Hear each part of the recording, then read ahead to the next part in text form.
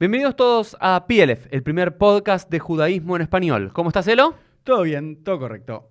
Elo, ¿tenemos alguna novedad? Sí, la novedad es que a pedido de ustedes hemos lanzado una página en internet con curso de judaísmo online. La página es plf.com. Hagan clic en la descripción y allí encontrarán mucha más información de estos cursos. Así que entren y vayan a ver la página que está muy buena. Ahora sí, Elo, si te parece, comenzamos con el episodio del día. Vamos. Hola a todos, bienvenidos a un nuevo episodio de PLF. Esta vez no contamos con Elo, que no se pudo sumar hoy, pero tenemos a un invitado de lujo, Adolfo Reutemann. ¿Cómo estás, Adolfo? Bien, bien, un gusto. Adolfo está desde Jerusalén, ¿no es cierto? No, estoy en Herzliya, al norte de Tel Aviv. Allí vives. Ahí vivo. Vives en Herzliya, pero trabajas en Jerusalén. ¿Sí? Sí, cuando vuelva a estar abierto el museo, pues volveré a Jerusalén para... No sé, está Ok, cerrado entonces con la pandemia.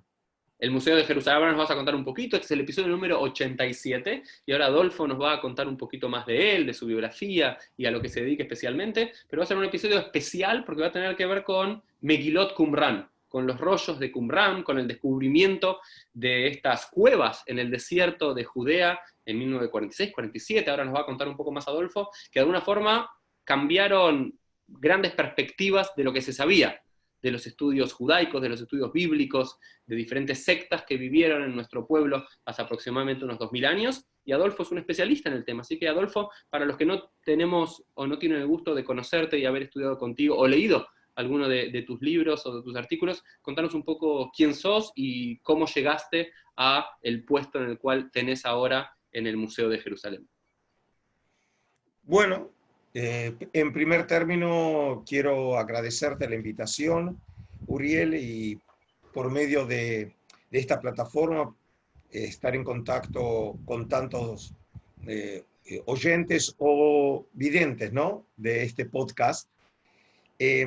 Muy brevemente, yo nací en Argentina en 1957 y puedo decir que tuve dos vidas paralelas. Por un lado, tuve mi formación general en colegios del Estado y finalmente me gradué con el título de licenciado en antropología y profesor en historia en la Universidad de Buenos Aires en 1980.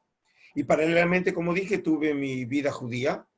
Eh, Soy originario de la Paternal, así que hice todos mis estudios en un colegio que ya no existe, el Colegio Herzliya, que era muy grande y muy importante en esos años, en la década del Pero ahora 60. vives en Herzliya, no sé cuál es la casualidad de eso, pero de Herzliya a Herzliya. Najón. Ciertamente esa es una verdadera casualidad. Y ahí entonces estudié, hice mi primaria y mi secundaria y después tuve también mi formación en lo que entonces se llamaba la Midrashá Ivrit, que era el Instituto de Enseñanza Superior en la comunidad judía. Eh, y ahí finalicé mis estudios, digamos, nivel terciario, en los marcos de la comunidad, y alcancé a trabajar unos 3 4 años en los marcos educativos de la comunidad. Enseñé en lo que era en esa época el secundario de AMIA, y luego unos 3 años en el Sholem Aleichem, ese colegio tan importante de la comunidad en Villa Crespo. Y emigro a Israel en 1980.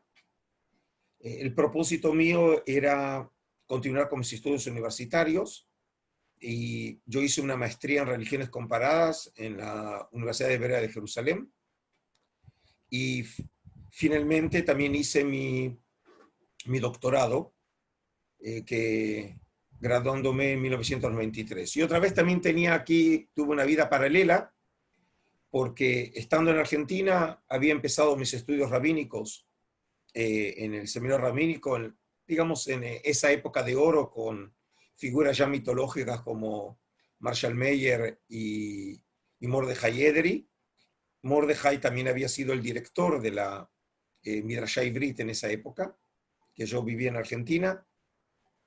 Y Después en Israel retomo mis estudios rabínicos cuando en esa época Tuvia Friedman Zal dirigía los estudios y bueno, obtuve mi ordenación rabínica, pero mi propósito siempre era seguir viviendo en Israel y tener una vida académica y no dedicarme, digamos, a ser un rabino de púlpito o comunitario. Digamos, durante la época de estudio dirigí servicios en algunas comunidades en Argentina, pero realmente lo que me interesaba era la vida académica.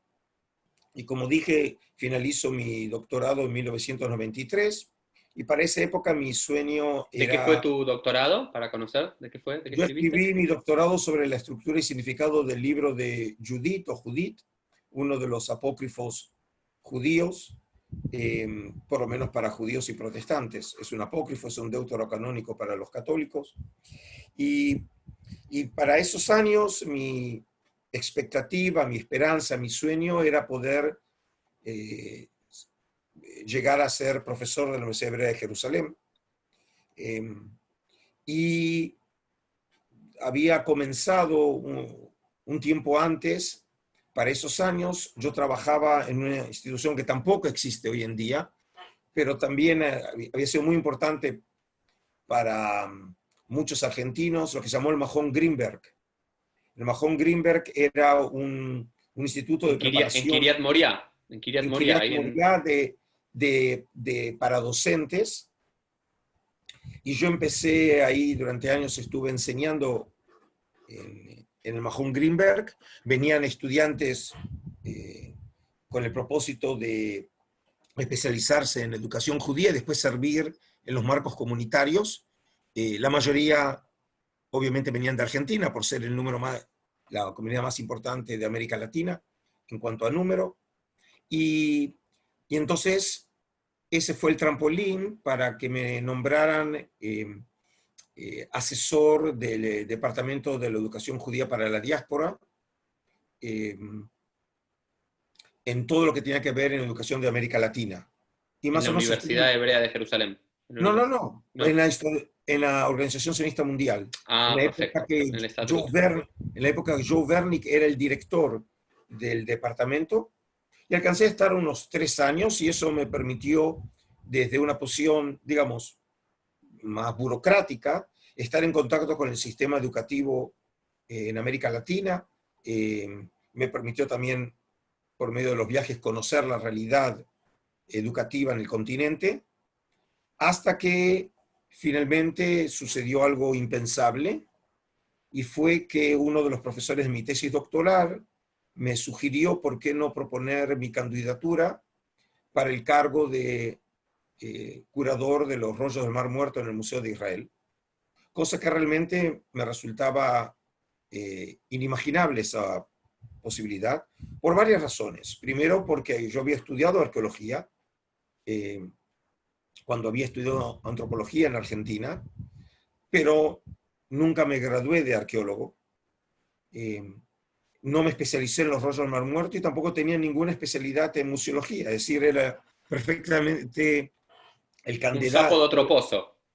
Sí, es decir, era precisamente una candidatura que yo no veía ninguna posibilidad, pero este profesor me dijo que no perdía nada con presentar mi candidatura, y así fue.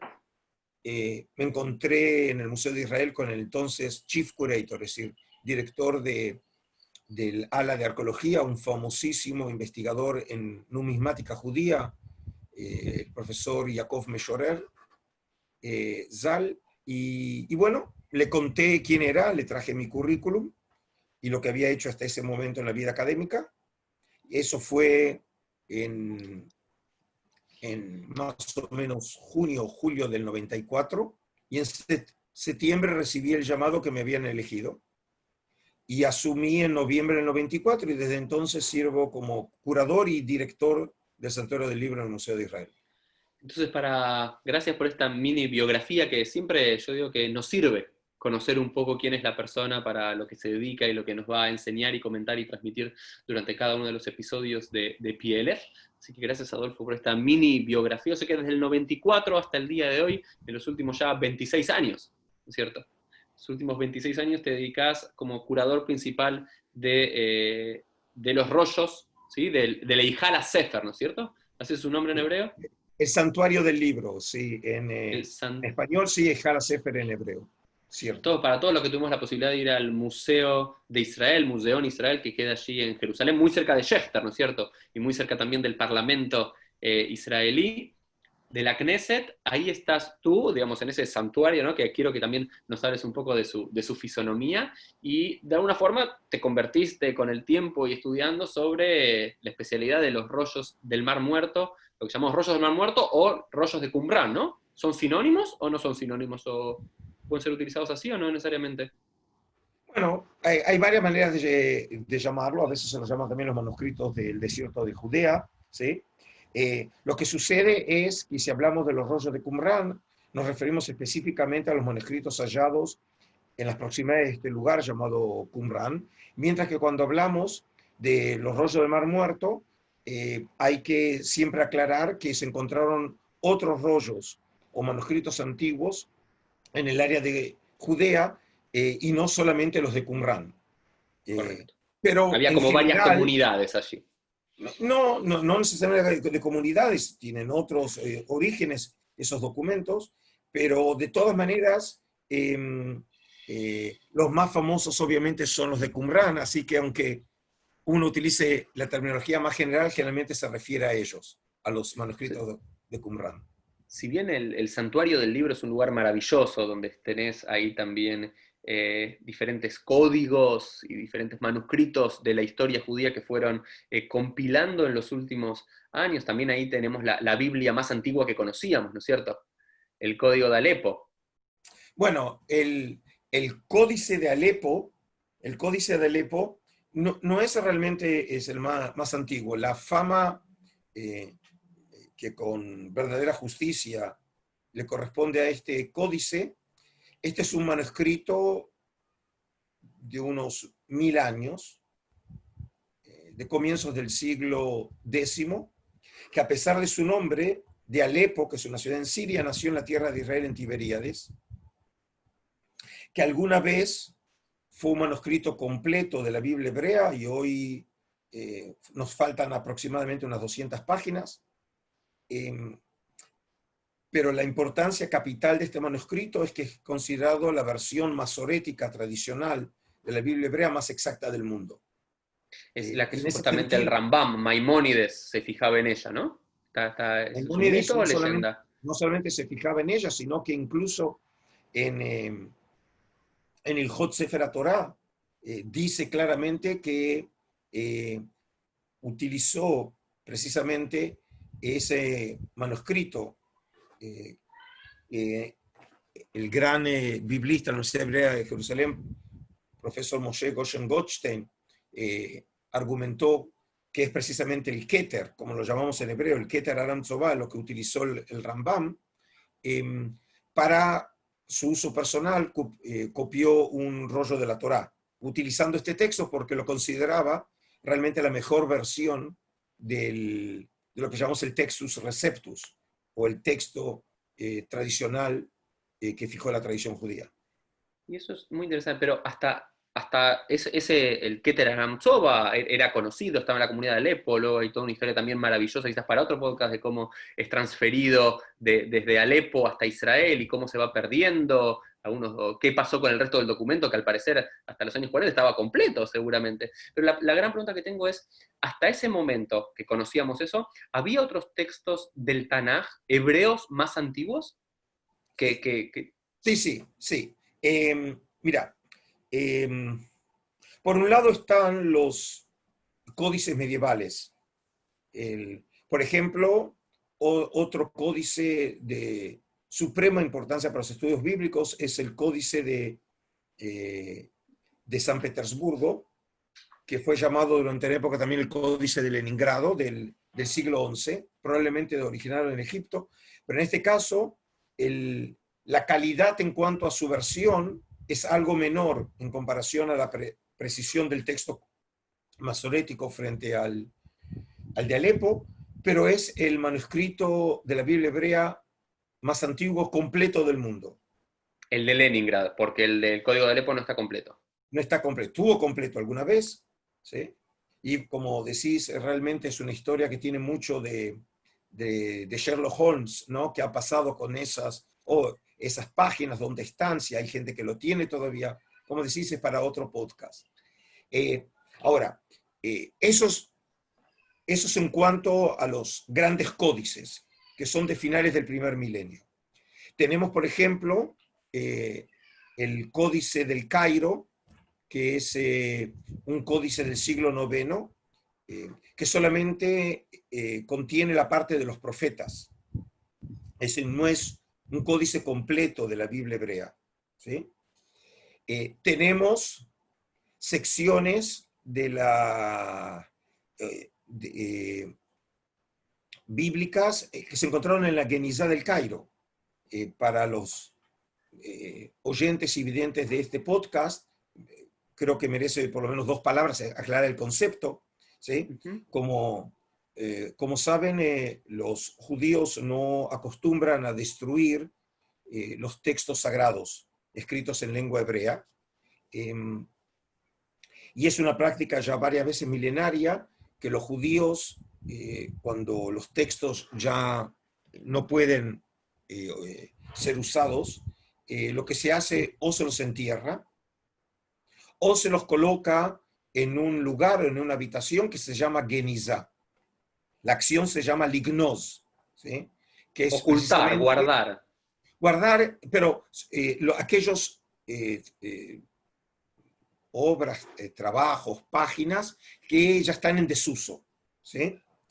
Y entonces, una historia que también tiene mucho de Sherlock Holmes, a fin del siglo XIX, le llega a conocimiento de un gran rabinista, Schechter, profesor de Talmud y director de la biblioteca de Cambridge, Solomon Schechter, que precisamente donde vos estudiaste lleva el nombre de este gran rabinista que después, con los años, llegó a ser profesor de estudios rabínicos en el JTS y era también el provost del JTS, del Jewish Theological Seminary en New York. Y Schechter finalmente llega a localizar esta Genizá, que estaba localizada en la antigua sinagoga Ibn Ezra, en el antiguo Cairo, en Fustat, y ahí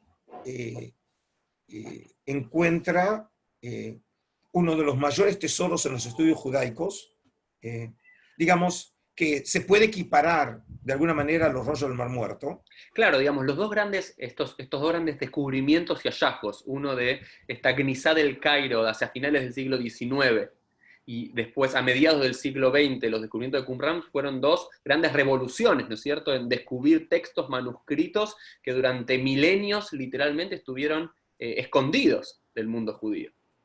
Bueno, tal cual, lo que vos decís.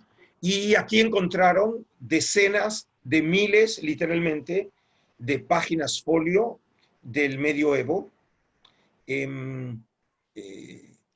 materiales que en su enorme mayoría se encuentran en la colección de la Genizá de Cambridge, pero hay materiales en el JTS en New York, hay en Rusia, hay también en Israel.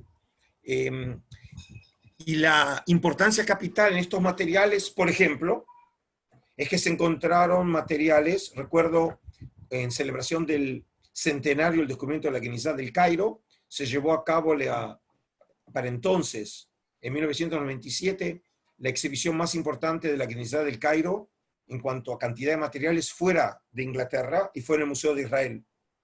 Y llegaron unos 50 documentos de Cambridge a Jerusalén, y entre esos documentos había una carta firmada por el mismísimo Rambam, por el mismísimo Maimónides.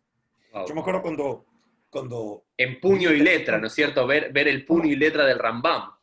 Es el puño y letra, ¿sí? Del mismísimo Maimónides. Es cuando nombres que realmente ya tienen una dimensión mítica terminan siendo seres humanos como nosotros. Esta era una carta de recomendación del Maimónides, firmado por puño y letra del Maimónides. Y entonces, sí.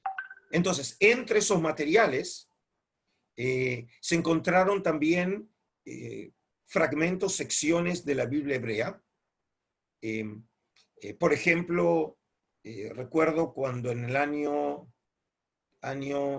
creo que fue 2005, hubo una gran exhibición de manuscritos de la Biblia en general, la Biblia hebrea y la Biblia cristiana, en el Sackler Gallery en el Smithsonian en Washington, y yo llevé junto con un compañero mío del Museo de Israel, llevábamos 2 piezas de nuestra colección para esa exhibición, y en esa exhibición en Washington había uno de los documentos, era un fragmento de un rollo de la Torá, del libro de Génesis, de Bereshit, datado paleográficamente entre el siglo VII, octavo de nuestra era, es decir, solamente una sección, pero obviamente en la lengua original que era en hebreo.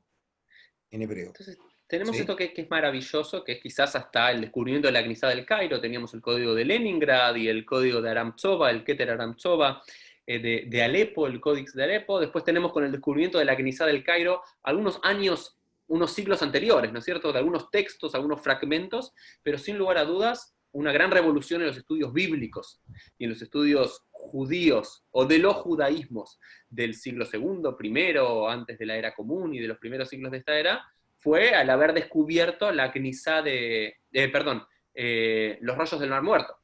Y en este caso también en particular de Megilot Qumran, que adelantó muchísimo textos bíblicos del siglo, porque antes no teníamos textos de la Biblia del siglo I, antes de la era común o de la era común, ahora nos vas a dar detalles, pero es adelantar 8 siglos. Yo a todos los videntes o oyentes que me están escuchando, como vos decís, quiero hacerles referencia a esto, que para alguien que se apasiona y estudia en profundidad los textos bíblicos y todo lo que está alrededor de ellos, los comentarios, las reflexiones, encontrar textos que te lleven 8 siglos, 9 siglos para atrás, es una revolución. ¿Y cómo se da este descubrimiento, que también es una historia quizás en unos minutos, si podés contar, que también es apasionante cómo se descubre, ¿no es cierto? Las Megilot Qumran, estos rollos del Mar Muerto, hacia fines del 46, 47. Si querés contarnos un poquito de eso, y después sí entramos a fondo a ver qué aporta Megilot Qumran en nuestros conocimientos. Bueno, muy sintéticamente, estos rollos del Mar Muerto fueron descubiertos allá para fines del 46 y el verano del 47 por beduinos de la tribu de Tamire, que ellos dicen que por casualidad encuentran en una cueva que hoy la llamamos cueva número 1. Esta cueva se encuentra localizada a 1 kilómetro al norte de unas ruinas, que las llamamos las ruinas de Qumran, que se encuentran localizadas estas ruinas en la costa noroccidental de Mar Muerto, a unos 40 kilómetros al este de Jerusalén. Ellos cuentan en la historia que cuando entraron a esa cueva había unas 10 vasijas, de las cuales 8 de esas vasijas de cerámica estaban vacías. En una había algo que ellos afirman que parecía que era como tierra, y en una hallaron 3 manuscritos, y luego en una posterior entrada a la cueva encontraron otros 4 manuscritos, en este caso manuscritos relativamente en un buen estado de preservación. Y estos los llamamos y los conocemos en la historia de la investigación como los primeros 7 manuscritos del Mar Muerto, que por rara casualidad resultaron ser los más antiguos, de los mejor preservados y de los más completos. Y fueron precisamente los primeros 7. Es decir, que la casualidad hizo que no fueran simplemente fragmentos o materiales en muy mal estado, sino precisamente los mejores aparecieron al comienzo. Y luego estalla en el año 48 la Guerra de la Independencia, y en el año 49, finalizada la guerra, como resultado de la Guerra de la Independencia, los territorios de Samaria y Judea, que siguen siendo todavía en el léxico político moderno los territorios, pero en esta época fueron tomados por Jordania y así fueron controlados por Jordania hasta junio de 1967, cuando estalla la Guerra de los 6 Días. Y desde entonces fueron tomados o liberados, ¿no?, por Israel. Y ese es el tema de los territorios hoy tomados por Israel, que alguna vez estuvieron tomados por los jordanos, y que tendría que haber sido parte de ese territorio, el Estado palestino, cuya partición fue decidida por las Naciones Unidas el 29 de noviembre del 47, pero nunca ejecutada. Y entonces, a partir del 49, tanto por un lado arqueólogos como por el otro lado beduinos, hallaron otras 10 cuevas. Y en total, para ser breve, entre 1947 y 1956, se hallaron en 11 cuevas próximas a Qumran, más o menos unos 25.000 fragmentos de manuscritos. 25.000 fragmentos. ¿Y más o menos de qué datación Espera, tienen aproximadamente? déjame completar un poco Sí. la idea. Cuando estos materiales fueron reconstruidos por la Comisión Internacional nombrada por un famosísimo biblista francés, Roland Devaux. Devaux en esos años era el director de la Escuela Bíblica Francesa de Arqueología, l'École Biblique, una famosísima institución de estudios bíblicos todavía hoy existente en el este de Jerusalén, muy próxima a la puerta de Damasco, en Nablus Street.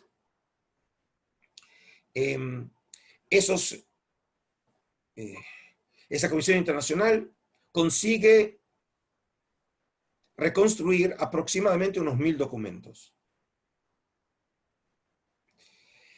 Estos 25.000 que estaban fragmentados, en realidad eran 1.000. Sí, claro, pero como lo llamó un investigador, podemos hablar del rompecabezas más grande de la humanidad, ¿no? Porque además lo excepcional del caso era que muchos de los casos tuvieron que construir documentos que nunca ellos vieron y no saben cómo eran originalmente. Es decir, pensemos, por ejemplo, en el trabajo, cuando hacemos nosotros un puzzle, ¿no?, un rompecabezas. Un rompecabezas sin tener la imagen de referencia. Claro, nosotros tenemos una imagen y así todo nos resulta difícil. Obviamente, cuando ellos podían identificar en esos manuscritos, pensemos pasajes de la Biblia hebrea. La Biblia hebrea es como si fuera el modelo. Y entonces podemos saber más o menos dónde colocar esa pieza, porque tenemos el texto que funciona como modelo. Pero ¿cómo podemos reconstruir un texto que nunca vimos antes? Que no sabemos cómo era, conocemos su extensión, no sabemos su contenido. Sí, en este caso, en esos años, en la década del 50 del siglo pasado, eran jóvenes investigadores que después terminaron siendo verdaderas figuras de los estudios bíblicos en el mundo. Por ejemplo, entre ellos Joseph Milik, el polaco Milik, y un gran biblista, tal vez el más grande en la segunda mitad del siglo XX, fue Frank Cross. Cross, que fue el gran biblista en la Universidad de Harvard, y él había escrito su doctorado con la gran eminencia de esos años, Albright, que era el gran profesor en Johns Hopkins University, y Cross fue profesor de mi profesor. Así que de alguna manera puedo decir que... Esa es la cadena de transmisión. Esa es la cadena de transmisión, digamos, en el estilo de Pirkei Avot, en donde el prestigio de una persona se mide también por quién te dio la smijá, ¿no? ¿Quién fue tu maestro? Entonces, en este sentido, yo tuve el privilegio de formarme en la Universidad Hebrea con los grandes estudiosos del judaísmo del Segundo Templo y una verdadera eminencia en la literatura apócrifa y pseudopigráfica, que es el profesor Michael Stone, hoy emérito en la Universidad Hebrea, y él había escrito su doctorado con Cross. Entonces, Adolfo, te pregunto para ir yendo a los temas que quizás más le puede interesar a los que están viendo y escuchando. Entonces, esta revolución de haber encontrado por lo menos 1.000 fragmentos de una comunidad judía, y ahora... 1.000 documentos, hablamos 1.000 documentos, 25.000 fragmentos, 1.000 documentos. Unos 1.000 documentos. Esos 1.000 documentos, antes de preguntarte sobre qué son esos documentos, que aparte son pergaminos de Biblia hebrea y otros documentos de otras cosas que no se conocían o que se conocían por apócrifos y demás, te quiero preguntar sobre la disputa de quiénes escribieron o si los mismos que escribieron fueron los que guardaron este documento. Si nos podés decir algunas preguntas sobre, o algunas ideas que tengan o que la academia esté barajando en nuestros días, o si ya está zanjada la discusión, sobre quiénes habitaban ahí en Qumrán y si fueron los mismos que lo escribieron o no. Bueno, yo diría que en tu pregunta ya tenemos toda una serie de seminarios para poder contestar cada una de esas preguntas. Porque realmente son temas enormemente complejos. Hay que entender que desde el descubrimiento de los rollos, aproximadamente ya cerca de unos 40.000 artículos y libros se han publicado y sigue creciendo, digamos, de manera geométrica los materiales porque, como se puede entender, una enorme cantidad de campos y especialidades se interesan en estos documentos, desde la arqueología, la historia, la literatura, la filología, la teología, los rabinistas, los especialistas en los orígenes del cristianismo. Es decir, realmente casi no hay tema en ciencias humanas que pasen por los estudios judaicos y los orígenes del cristianismo que no se crucen con los rollos del Mar Muerto. Voy a tratar entonces, obviamente, de ser muy sintético. Si originalmente se creía que todos esos documentos formaban parte de lo que se llamaba la Biblioteca de Qumrán, un libro clásico que escribió Cross se llamó The Ancient Library of Qumran, ¿sí? La antigua Biblioteca de Qumrán.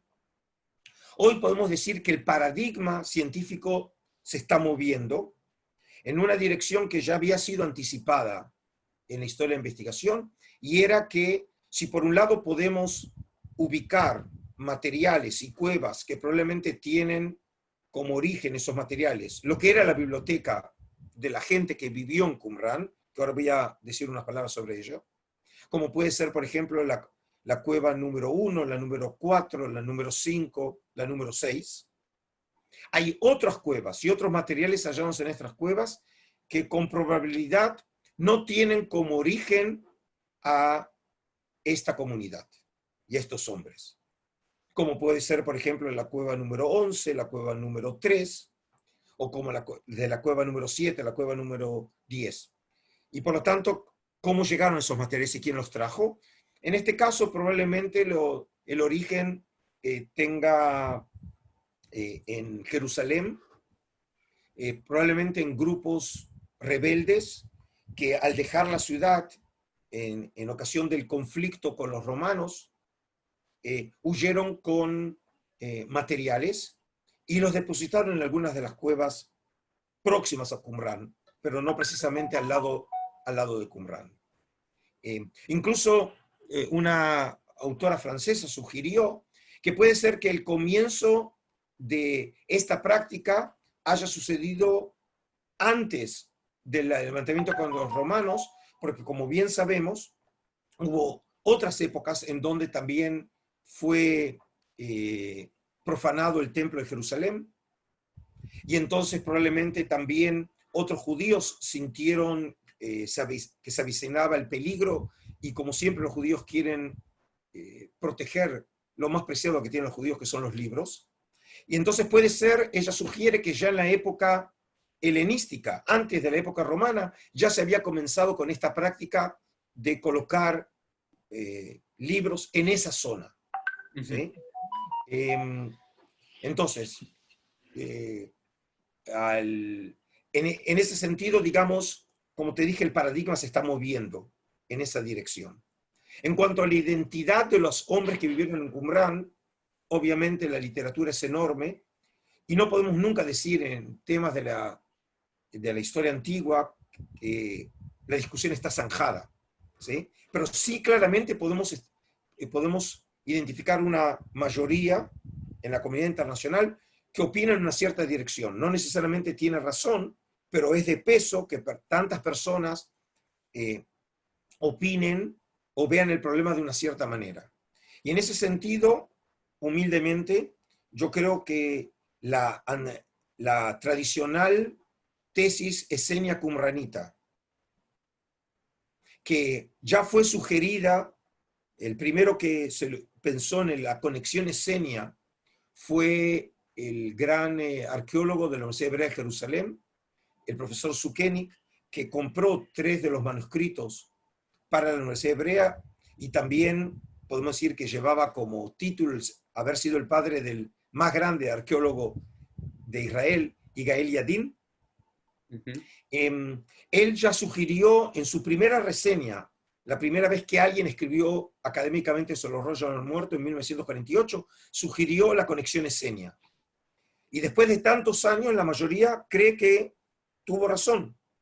Y digamos que simplemente, Adolfo, para los que no conocen y demás, hay que identificar y hablar que se hablaba, y por lo menos los historiadores hablaban, de que hacia el siglo I de la Era Común y el siglo I antes de la Era Común, la comunidad judía de los judíos en Jerusalén y Judea estaba dividida en 3 o 4 grandes sectas, ¿no es cierto? Estaba la secta de los esenios, que eran como los ascetas, que pertenecían quizás a una casta sacerdotal que se tuvieron que ir de Jerusalén, o decidieron irse de Jerusalén por la corrupción del mundo. También tenías a los saduceos más que controlaban de alguna forma el templo de Jerusalén, era la aristocracia judía, los que creían en, por lo menos así, sencillamente para hablarlo, Adolfo, porque no tenemos un seminario para hacerlo, pero para que entiendan un poco qué hablas cuando decís qumranitas y esenios. También tenés los saduceos, que eran estos, el templo de Jerusalén, la aristocracia, los que entendían una literalidad del texto bíblico, la no creencia en una inmortalidad del alma y en la resurrección de los muertos y otras cosas más, por lo menos así como lo describen sus contemporáneos. Y por último, los fariseos,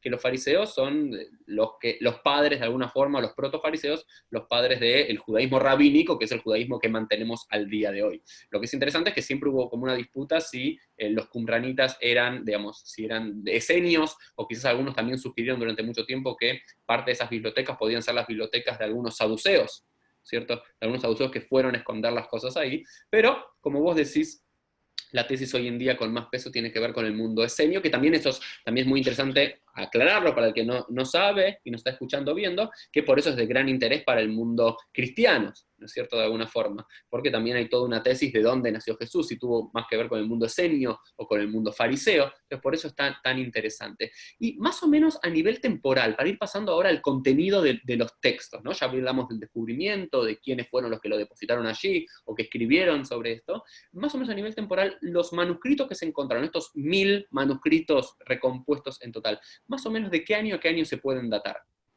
Bueno, estos manuscritos, más o menos las coordenadas temporales, tenemos los más antiguos, pueden ser datados para mediados del siglo III antes de nuestra era, alrededor del 250 antes de la Era Común, hasta mediados del siglo I de nuestra era. Es decir, más o menos tenemos unos 300 años de manuscritos.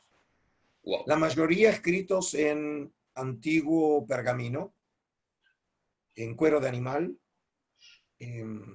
todas obviamente de animales kasher, ¿sí? Es decir, aptos, ovejas, cabra, ¿sí? Incluso como resultado de una última investigación se ubicó también restos, por ejemplo, de vaca, algo realmente inesperado. Pero tenemos un 20% en papiro. Y tenemos un documento único que no tiene ningún parangón, de la cueva número 3, que se lo conoce por su material, es el rollo del cobre, que obviamente no está escrito, sino que está grabado en cobre. Documento que se encuentra, por cierto, en el Museo Arqueológico de Amán, en Jordania. No lo tenemos, lamentablemente, en Jerusalén. Y la enorme mayoría, aproximadamente un 90% de los materiales, están escritos en hebreo, y tenemos una minoría en arameo y a su vez otra pequeña minoría, entre 1 y 3% en griego. ¿Sí? Ok, hebreo la mayoría, un porcentaje importante en arameo y después un poquito en griego. Que esto también para los lingüistas es muy interesante, recuerdo esa famosa discusión entre el Papa y Netanyahu hace unos años, ¿no es cierto? ¿Recordás, Adolfo, que se pusieron a hablar de qué idioma hablaba Jesús? Y Netanyahu decía hablaba hebreo, y el Papa salió diciendo que hablaba arameo, y después salieron todos los académicos a hablar, que era muy interesante también ver el cambio, el shift, el cambio paradigmático lingüístico del hebreo al arameo, en lo judío, y también se ve allí.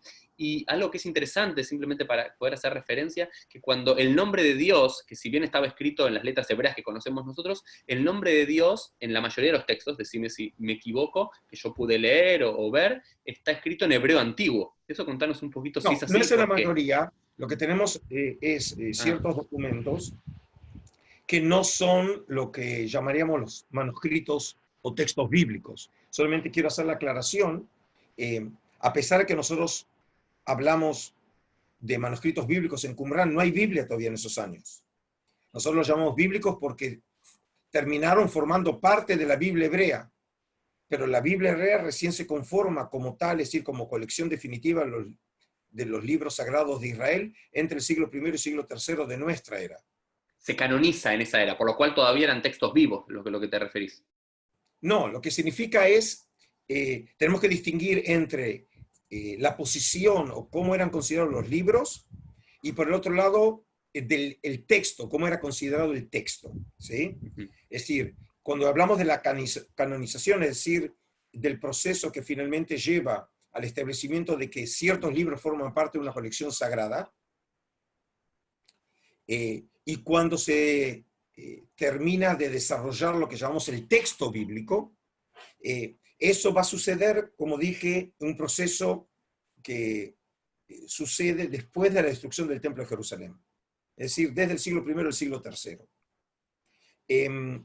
Ahora, los libros en Qumrán, que por ejemplo fueron escritos por miembros de esta comunidad, y cuando ellos en sus libros, por ejemplo, tenían que escribir lo que llamamos el tetragramatón, o el nombre inefable de Yahvé, de la misma manera que un judío piadoso moderno no quiere mencionar el nombre de Dios, a pesar de que no sabemos cómo se lo mencionaba. Y entonces dice Hashem, Elohim, o le escribe, por ejemplo, en vez de una Hei, lo escribe con una Dalet, ¿sí? Es decir, encuentra distintas estrategias para no profanar el nombre de Dios. También en el mundo antiguo, los qumranitas hacían lo mismo, y entonces, por ejemplo, en un documento de los más importantes hallados en Qumrán, que está en mi colección, bajo mi responsabilidad, ojalá fuera mío, ¿sí? Que es el comentario de Habacuc.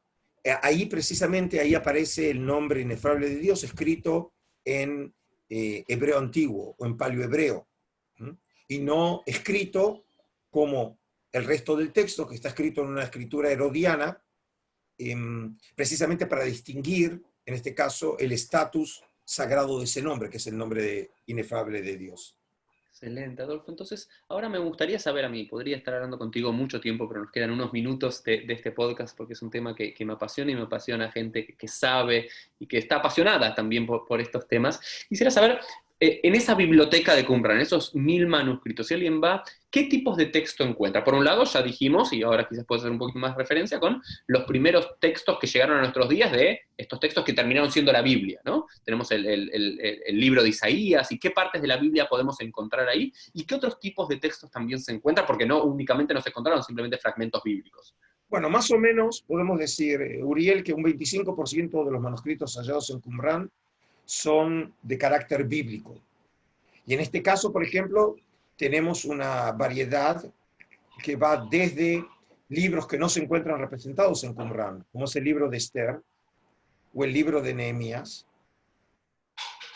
O, por ejemplo, tenemos muy pocas copias de un libro, como por ejemplo, tenemos solo 3 pequeños fragmentos del libro de Esdras, ¿sí? A tener numerosas copias de un mismo libro. Por ejemplo, el libro más popular en Qumrán es el libro de Salmos. Tenemos 36 copias. El segundo que le sigue es el libro de Deuteronomio. Tenemos 30. El libro de los profetas más popular es Isaías. Ciertamente tenemos 21. Pero de esos, más o menos, un poco más de 200 copias de manuscritos bíblicos, solo una está completa, que es el manuscrito bíblico de Isaías, la copia manuscrito A de la cueva número 1, que también por casualidad lo tengo en mi colección. Sí, y está bien, está como abierto, ¿no? Ahí en el centro de la Hijara Sefer. En el año 65, cuando se inaugura el Santuario del Libro, el original estaba en exhibición. Sí, sí, sí, ahora sabemos que es una copia. Hoy es una copia precisamente para preservarlo para las próximas generaciones. Yo nunca lo vi de esa manera, el original, ¿sí? Y solo tenemos un pequeño fragmento del original en exhibición permanente en el santuario. Y ese sin duda es el mayor tesoro cultural que tiene el pueblo de Israel en el mundo. Es decir, De sí. estos textos bíblicos, ¿se encontró una Biblia, una Torá entera o fragmentos de la Torá, de Génesis? No, hay secciones de la Torá. No tenemos, no se conoce en esa época la tecnología de tener la Torá entera, ¿sí? Pero algunos libros parecen haber estado reunidos, como por ejemplo puede ser, tenemos el caso de Éxodo con el libro de Levítico, ¿sí? Por ejemplo, para que tengan otra vez una idea, el manuscrito de Isaías tiene una extensión de 7 metros 24 centímetros. Piensen ustedes cuántos animales se necesitaron para tener 7 metros de un rollo. El texto más extenso hallado en Qumrán, luego de ser reconstruido, es el rollo del templo, de la cueva número 11, hallado en 1956, y hoy también forma parte de la colección de Santuario del Libro. Tiene más de 8 metros, y se cree que originalmente puede haber tenido cerca de 9. Wow. Ese es el más extenso que nosotros conocemos. Adolfo, por un lado tenemos textos bíblicos que adelantaron el estudio de la filología y del estudio bíblico y de ver también lo que llamamos la transformación, porque seguramente no es exactamente si se compara o el texto de Isaías o un fragmento de Génesis o de Deuteronomio que se encontró del siglo I antes de la era común, quizás no es exactamente el mismo texto del siglo X, que hay algunos cambios, ¿o no? ¿Se encontraron cambios? Bueno, una de los tantos temas fascinantes entre los rollos del muerto tiene que ver con la exploración de lo que se llama el texto bíblico. Es decir, todos nosotros, y no importa ahora la manera en que cada uno se defina religiosamente o a nivel cultural, concebimos el texto bíblico como una versión definitiva, y obviamente desde una perspectiva religiosa, como un texto inspirado, de origen divino. Pero ninguno de nosotros se imagina, por ejemplo, entrando en una sinagoga preguntando de qué edición de la Torá están leyendo. Es decir, todos entendemos que tiene que ver con la experiencia judía, que no importa en qué lugar de la tierra uno esté, siempre en cualquier sinagoga sabrá leer ese Shabbat, la misma porción y la misma versión del texto en cualquier lugar de la tierra. Esa sensación virtual de unidad cultural y nacional es el resultado de la historia. Porque entre la destrucción del Templo de Jerusalén en el 70 por los romanos, hasta finales del primer milenio, en esos 1000 años, se conforma definitivamente lo que llamamos la versión que hoy llamamos la masorética o tradicional.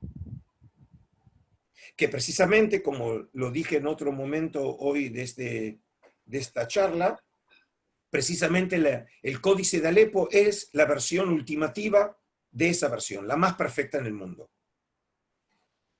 Y por eso es notable que cuando nosotros exploramos el tema de la textualidad entre los rollos del Mar Muerto, vemos documentos de un mismo libro que presentan variantes textuales, cosa que nunca nos vamos a imaginar, que podemos tener 2 copias de un mismo libro en donde hay diferencias que pueden variar desde letras hasta secciones. Voy a darte un ejemplo para que entiendas. Danos uno o dos ejemplos para saber. Sí. Sí, tenemos un libro de uno de los grandes profetas de Israel, que es el profeta Jeremías, que fue un profeta para finales de la época del primer templo, es decir, allá para fines del siglo VII y comienzo del siglo VI. Antes del rollo del Mar Muerto, nosotros conocíamos 2 versiones de ese libro. La versión tradicional, la que tenemos en nuestra Biblia hebrea, que es una versión larga de Isaías, y tenemos la versión de los 70, o la Septuaginta, que es la versión, la traducción hecha por los judíos en Alejandría entre el siglo III y siglo I, del libro de Jeremías, pero en un tercio más breve que la versión masorética. Es Es decir, tenemos una versión breve en griego y una versión más larga en hebreo. En Qumran encontramos las dos versiones en hebreo. Significa que no es que alguien en griego había abreviado el libro de Jeremías, sino que tradujo la versión que conocía, que era una versión más breve. Y en este sentido, creo que te va a resultar un poco conocida esta expresión. De la misma manera que la pregunta ¿quién escribió el Talmud? Es una pregunta que no tiene respuesta. No hay alguien que lo escribió, sino que se fue escribiendo. ¿Sí? Es decir, fue evolucionando la tradición y fue creciendo esa literatura. De la misma manera podemos decir que los textos bíblicos se fueron escribiendo con el tiempo. No sabemos quiénes son los círculos que transmitieron, copiaron e incluso ampliaron esta tradición, pero queda claro que el texto que hoy llamamos libro de Isaías no tiene solamente oráculos que tienen como origen al profeta Jeremías, sino tiene materiales que la tradición de alguna manera lo asoció con la figura de Jeremías. De la Lo misma conocemos manera como que Deutro Isaías o Trito Isaías, como algunos que bueno, consideran que son. Eso es para otro podcast. O sea, si no eso es son para todos. otro podcast. Pero también tenemos cómo los materiales fueron creciendo, y en este caso entonces los textos de Qumran nos permiten evaluar de una manera totalmente novedosa la historia textual del texto. La fluidez, de alguna forma, ¿no? Digamos, es que Sí. yo siempre lo digo que cuando leemos El texto los bíblico todavía es un texto fluido, y por eso tenemos entre los rollos del Mar Muerto también materiales que a veces no sabemos cómo definirlos. Si podemos decir que son versiones aberrantes del texto bíblico, o son versiones que para los judíos de la época no eran menos legítimos de los textos que para nosotros son proto-masoréticos. Correcto. Es decir, yo diría lo siguiente, y dado que me imagino que estamos acercándonos al final del podcast, yo diría lo siguiente. Los rollos del Mar Muerto, y en este caso los materiales bíblicos, pero obviamente tenemos una variedad enorme de materiales. Tenemos material apocalíptico, tenemos material astronómico, tenemos exorcismos en Qumran, material astrológico, tenemos literatura mística, litúrgica, alágica. Es decir, tenemos realmente un descubrimiento que representa un punto de inflexión en los estudios judaicos. Todo lo que nosotros creíamos saber antes cambia como resultado de los rollos del Mar Muerto.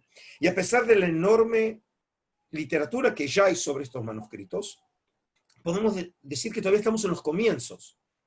¿Por qué? Porque a medida que se editaron los materiales, también se hizo una relectura del concepto de historia antigua que nosotros teníamos.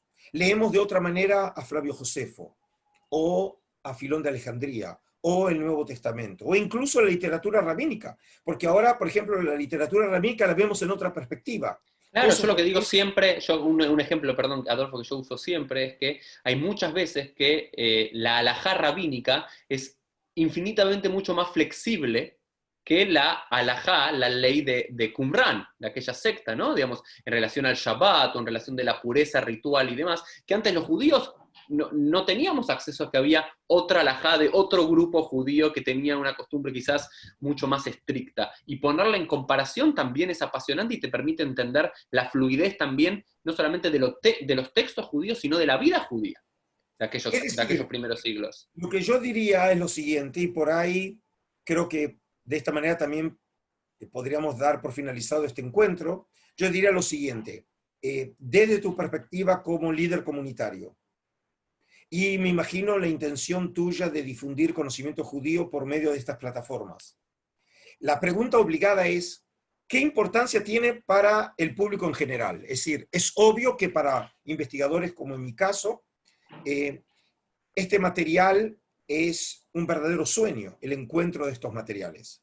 Es decir, nuestra generación se vio bendecida por vivir en una época en donde podemos tener acceso a estos materiales. En lo personal, los tengo, digamos, como parte de mi profesión, que es un doble sueño. Pero la pregunta para una persona común que se siente comprometido con el judaísmo, cualquiera fuera la manera de definir su judaísmo, dice, pero ¿por qué esos materiales tan antiguos me son importantes para mí? Y yo diría, por ejemplo, lo siguiente. Cuando nosotros hoy tratamos de entender el mundo judío, lo entendemos como un mundo multifacético, donde, por ejemplo, encontramos distintas corrientes, desde corrientes judías ultraliberales hasta ultraortodoxas, desde judíos religiosos hasta judíos nacionalistas, judíos socialistas. Esa multiplicidad de judaísmo lo vemos realmente como una respuesta al mundo moderno, a la necesidad del mundo judío de redefinir su contenido en función de los desafíos del mundo que nos rodea. Y lo fascinante es que el mundo de Qumran nos ha revelado también un mundo polifacético en el judaísmo de hace 2000 años. Es decir, que la variedad y la policromía tiene que ver con el ser judío. Y no solamente es una respuesta judía contemporánea a procesos modernos, sino que realmente tiene que ver con el ser judío. Y en este sentido, el estudio de los rollos del Mar Muerto, a pesar de que tiene que ver con el judaísmo antiguo, nos permite ver desde una nueva perspectiva nuestro propio judaísmo. Bueno, Adolfo, desde acá, desde Elo, que no pudo estar hoy, y yo que hacemos PLF, y seguramente todos los que están viendo y escuchando este podcast, te queremos agradecer, Adolfo, por abrirnos una puerta. La idea del podcast de PLF tiene que ver con abrir puertas, abrir ventanas, conocer de que existe esta literatura y conocer que también estamos bendecidos, de que está muy cerca nuestro, porque la inmensa mayoría de los textos están digitalizados, que después vamos a poner las páginas de internet que pueden entrar, y hay artículos y todo, y que te abre una literatura judía que es apasionante, ¿no es cierto? Hay poemas litúrgicos de aquella época, es decir, cómo la gente rezaba, cómo la gente expresaba, y también cómo la gente vivía, porque algunos de los textos que no llegamos a hablar en este periodo también hablan sobre las leyes que tenía esa comunidad, y cómo vivían su día a día, y cómo vivían los textos bíblicos, y toda esta categoría del pesher, ¿no es cierto? Estas interpretaciones de los profetas que hacen para adecuarlos a su propia vida, y como hacemos nosotros hasta el día de hoy, tratar de traer la Torá, la Biblia a nuestras propias vidas, es como una nueva biblioteca en este pueblo del libro que es el pueblo judío, que se nos abrió hace unos 70 años, y que gracias a ti y a muchos otros académicos seguimos aprendiendo día a día, así que te agradecemos por haberte sumado a este episodio, y para todos nos vemos en un próximo episodio de Pieles. Chau, chau, Adolfo. Adiós y muchísimas gracias.